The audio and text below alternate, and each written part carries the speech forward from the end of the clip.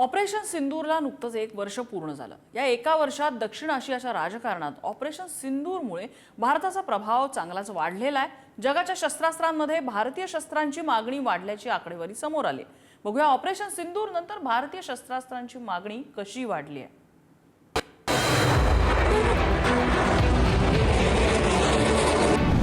Operation सिंदूरमध्ये भारताने पाकिस्तानात घुसून दहशतवादी तळ उद्ध्वस्त केले। या कारवाईत भारतीय क्षेपणास्त्र, हवाई संरक्षण प्रणाली आणि स्वदेशी तंत्रज्ञानाची ताकद संपूर्ण जगाने पाहिली। युद्धभूमीवर सिद्ध झालेली अचूकता आणि विश्वासार्हतेमुळे आता भारतीय शस्त्रास्त्रांची जगभरात मागणी वाढू लागली आहे। एकेकाळी शस्त्रास्त्रांचा मोठा आयातदार असलेला भारत आता संरक्षण निर्यातीच्या क्षेत्रात नवा इतिहास घडवत आहे। संरक्षण मंत्रालयाच्या आकडेवारीनुसार 2025 आणि 26 मध्ये भारताची संरक्षण निर्यात विक्रमी 38,424 कोटी रुपयांपर्यंत पोहोचली आहे। गेल्या वर्षाच्या तुलनेत ही तब्बल 62% वाढ आहे।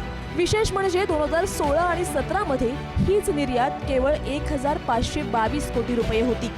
ऑपरेशन सिंदूर नंतर वाढलेली ही मागणी केवळ आकडेवारी नसून भारतीय शस्त्रास्त्रांबद्दल जगाचा वाढलेला विश्वास असल्याचं मानलं जातंय।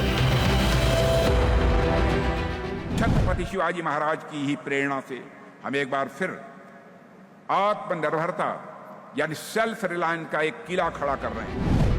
ऑपरेशन सिंदूरमध्ये ब्रह्मोस, आकाश, लोइटरिंग म्युनिशन्स आणि नेत्र यांसारख्या स्वदेशी संरक्षण प्रणालींनी प्रभावी कामगिरी केली।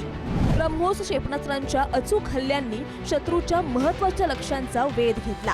आकाश हवाई संरक्षण प्रणालीने ड्रोन आणि क्रूझ क्षेपणास्त्रांना यशस्वीरित्या रोखलं, तर स्वदेशी लोइटरिंग म्युनिशन्सनी लक्ष्यावर अचूक प्रहार करून आपली क्षमता सिद्ध केली। विशेष म्हणजे ऑपरेशन सिंदूर दरम्यान ब्रह्मोसने चीन निर्मित अत्याधुनिक हवाई संरक्षण यंत्रणांना चकवा दिल्याची माहिती समोर आल्यानंतर अनेक देशांनी या क्षेपणास्त्र प्रणालीबद्दल उत्सुकता दाखवली आहे। ऑपरेशन सिंदूर झाल्याबरोबर 24,000 करोडची एक्सपोर्ट सुरू झाले आणि आता जवळजवळ 35,500 करोड पर्यंत जायची याची मजल दिसते आहे। आपल्या ह्याच्यामध्ये स्टार ठरला ब्रह्मोस मिसाईल। ब्रह्मोस मिसाईलसाठी लोकांनी खूप रिक्वेस्ट पाठवल्या आहेत। त्याच्यामध्ये मलेशिया आहे, फिलिपिन्स आहे, थायलंड आहे, व्हिएतनाम आहे, ब्राझील आहे, अर्जेंटिना आहे आणि असे पुष्कळ देश आहेत ज्यांनी पाहिलं आहे आणि त्यांनी सांगितलं आहे की आम्हाला ब्रह्मोस तुम्ही एक्सपोर्ट करा। आपण पाहतो समीर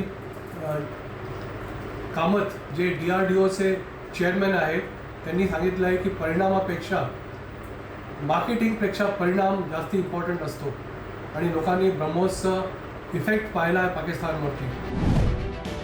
भारतीय संरक्षण उद्योगासाठी ही वाढ ऐतिहासिक ठरत आहे।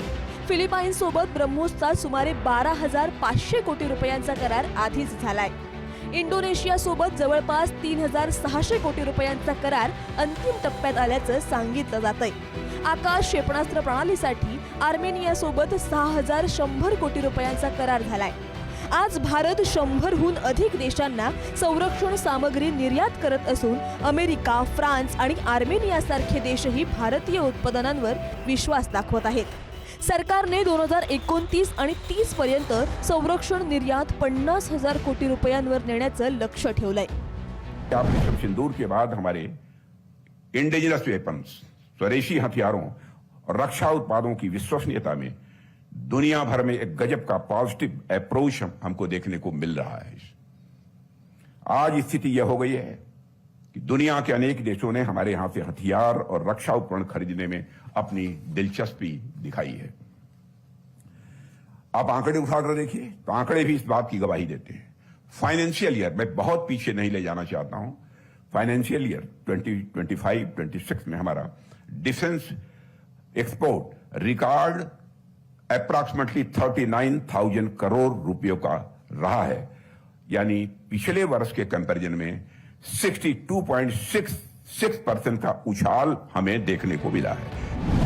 पंतप्रधान नरेंद्र मोदी यांच्या आत्मनिर्भर भारत या अभियानामुळे संरक्षण उत्पादन क्षेत्राला मोठी चालना मिळाली आहे। या वाढीमुळे देशभरात जवळपास 1.5 लाख प्रत्यक्ष आणि अप्रत्यक्ष रोजगार निर्माण झाल्याचा अंदाज आहे. 16,000हून अधिक MSMI आणि हजारांपेक्षा जास्त डिफेन्स स्टार्टअप या क्षेत्रात कार्यरत आहेत.